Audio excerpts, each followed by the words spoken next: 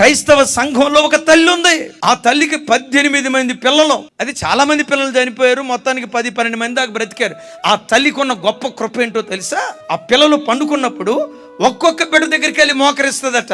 తన కడుపున పుట్టిన పిల్లల కోసం కొన్ని రాత్రి అంతా నిద్ర చంపుకొని, దేవా ఈ దేశంలో పుట్టిన నా పిల్లలు ఈ దేశానికి ధృవతారలుగా మారాలి. ఈ దేశ చరిత్ర తిరగరాసి ఒక చిన్న మేఘంగా నా పిల్లలు మార్చబడాలని ఆ తల్లి తన పిల్లల కొరకు కన్నీళ్లు విడుస్తూ ప్రార్థన చేసింది.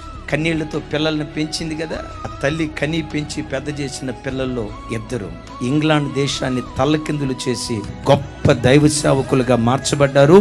ఆ 2 సేవకులే జాన్ వెస్లే, చార్లెస్ వెస్లే. తల్లి, నా చేతులెత్తి రాత్రి నేను దీవిస్తున్నాను. నీ గర్భాన్ని కూడా నా దేవుడు ధన్యం చేసి అలాంటి ప్రవక్తలను నీ గర్భంలో నుంచి దేవుడు లేవనెత్తును గాక.